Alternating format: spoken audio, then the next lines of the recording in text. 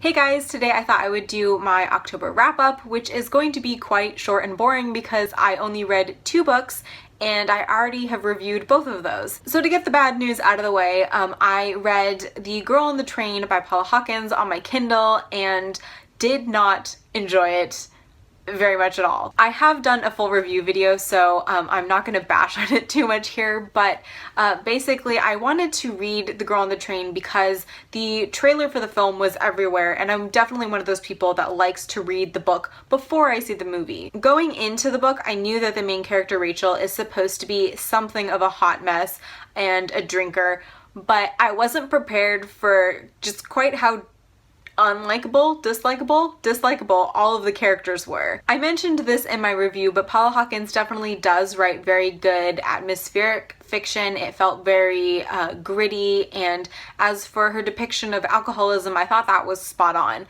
But generally speaking, all of the characters were dislikable. I didn't have any shred of sympathy or empathy for any of them really, and it made it really hard to care about what was going to happen to them, and in that sense it made the suspense less successful. Part of the reason suspense works is that you're afraid something bad is going to happen to a character you're connected with, but when you don't connect with any of the characters, you're kind of like, meh, sure, kill each other.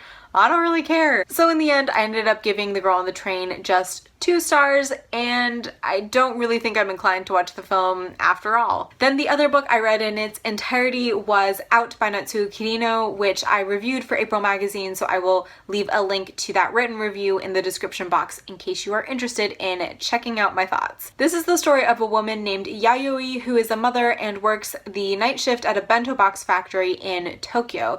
Now, she has kind of been having marital issues, and one night when her husband comes home, she basically snaps and strangles him to death when he stoops down to take off his shoes. Now, the thing about Yayoi is she is not a vicious person in the slightest. This was a freak moment of anger and adrenaline, and she doesn't really know what to do. So she turns to one of her coworkers at the bento box factory, a woman named Masako, who is frighteningly capable when it comes to disposing of a body. Before long, all of Yayoi's friends from the factory are involved in getting rid of her husband's body, hiding the evidence of her crime, and basically shit starts to go down from there. Now, this is Japanese crime fiction, and I want to make that distinction from European crime fiction or American crime fiction because the pacing is very distinctly Japanese. If you've read any Japanese lit at all, you know that they tend to be slower paced, there's a little bit more character development going on and less plot,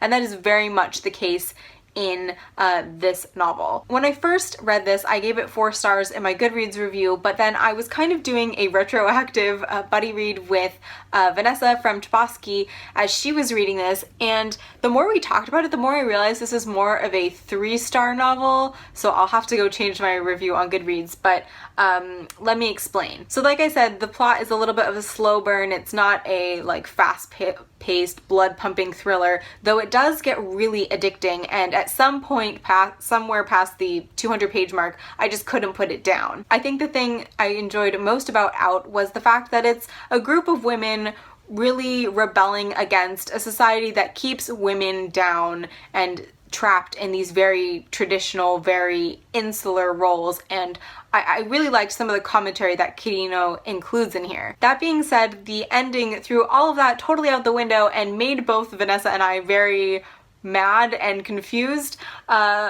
I won't give it away, but if you've read this, you know what I'm talking about, and just let me know what you think about in the comments below. If you like creepy crime fiction and body disposals, you will enjoy this one, but if you are at all triggered by sexual assault, I would not recommend this, and I think I will say that I gave this one 3 stars. And finally, in the month of October, I started listening to The Sellout by Paul Bietti, which just won the 2016 Man Booker Prize. This is the story of an African-American man who was raised by a father who liked to run social experiments on him in a very small African American community, who finds himself at the Supreme Court with a case where he has tried, as an African American man, to reinstate slavery. To be completely frank, I'm not sure if I would be able to get through this book if I was reading it in physical form, but the narrator for the audiobook is so fantastic, and the text really reads well out loud, so I think that's really helping, and I can see why it won the Man Booker. I mean, obviously I can't draw that complete conclusion because I haven't finished it. I'm only about a couple hours into it, but yeah, I think this is very much a writing style well suited to audiobook form. So that was all I read in the month of October, partially because early on in the month we updated our internet service provider, and suddenly I found that my internet connection actually works. So I ended up spending most of the month binge watching Criminal Minds and Supernatural, and I don't really regret it at all because it has been so long since I've had any kind of good internet connection that it felt like a treat yourself moment.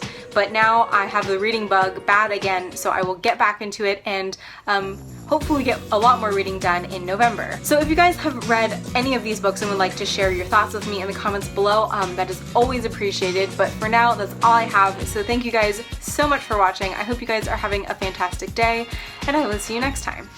Bye!